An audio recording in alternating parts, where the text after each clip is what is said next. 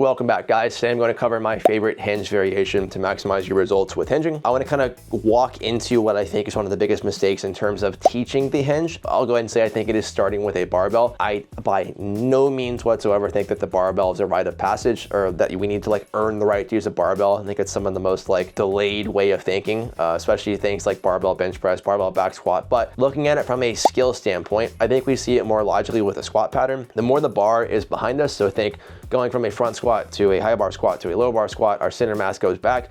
It's gonna be harder for us to control our center mass. A lot of people are not gonna be able to hinge their squat as well. So I'll look at it the same way from a hinge standpoint. The more that the bar is in front of us, the harder it is for us to organize our center of mass. With that being said, if we're starting with a barbell and it looks good, cool, that's fine, right? There's no issues with starting with the barbell. But if we're starting with a barbell and we are seeing issues and we're trying to coach it and cue it and change things and it's not working, let's look at this. So instead of having our center mass more out in front of us, right? The barbell is gonna be out in front of us.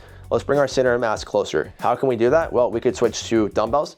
We could switch to a trap bar. Bringing our center mass more condensed, it's gonna be easier for us to keep that midfoot pressure, keep our weight through the balls of our feet, keep our knees slightly forward, actually move backwards to the hips without moving through the knees. That's gonna be something that I think a lot of people struggle with, and bringing the weight closer to us helps a lot with that. I think another issue we commonly have is an inability to keep tension through our lats. So we're in more of that pronated grip with the barbell.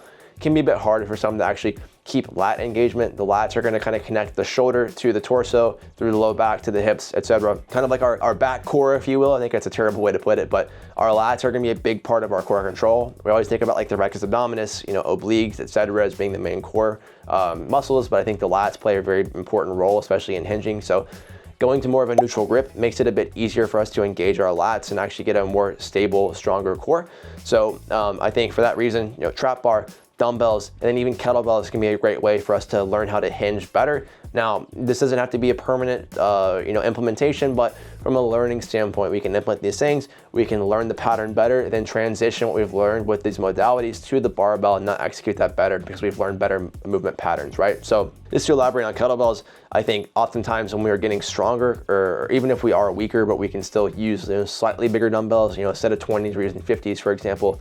They can get a bit clunky sometimes. That could be a cop-out, but I do think using kettlebells, the center of mass of the kettlebell is so condensed, it's just easier to balance that. It's easier to direct that path of the weight through the midfoot better. So very often when I'm teaching somebody how to hinge, I will use kettlebells for that reason. I think it is probably one of the simplest ways to learn how to hinge. But just to recap, barbell RDL is more than fine, but if we are struggling to learn how to hinge, and this doesn't have to be a beginner, I think a lot of intermediate and even like, self-anointed advanced trainees are actually very bad at hinging. So what we could do is just switch from the barbell to the dumbbells or to the trap bar, even if we want to keep it more loadable for a very short period of time, just to learn the fundamentals of how to control our center of mass, how to hinge better, right? Once we get the movement quality down, the direction of the stimulus that we can drive on a barbell RDL, it's gonna be way higher because we can execute it at a higher level. So that's like, maybe not a secret, but if I'm looking at how to implement better modality selection for teaching the hinge or executing the hinge or just improving the stimulus that we're getting from our hinge, that's how I like to look at it.